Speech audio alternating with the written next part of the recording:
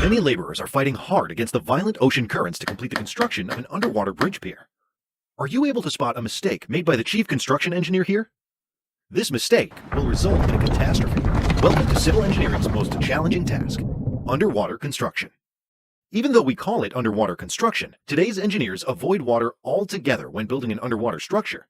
To remove water from your construction area, you must first build a temporary dam called a cofferdam. Working directly under the water is far from a practical method. The next question that arises is how to build the cofferdam under the water. The first step is to erect these guide piles with the help of a pile-driving hammer machine. The guide piles provide guidance for the construction of the cofferdam.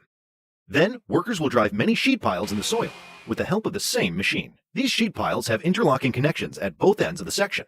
Such a clever interlocking mechanism means that water leakage will be minimal. The sheet piles are driven under the ocean bed till they reach the bedrock. The order of piling is from the corner to the center. The alignment can be maintained this way. Have you noticed anything special about the pile-driving hammer machine?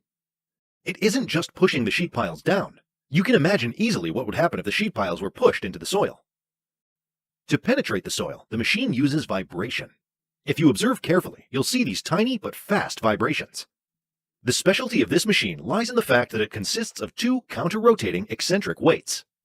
The purpose of these weights is to induce vibration in a machine. This flat surface-looking ship called a barge is employed to carry machinery and components that are required on the construction site. Now we're ready for the big phase of the construction project, pumping out the water from the cofferdam. However, before doing all this work, the engineers had a major assignment to do. Let's see what this was before getting into the water pumping phase.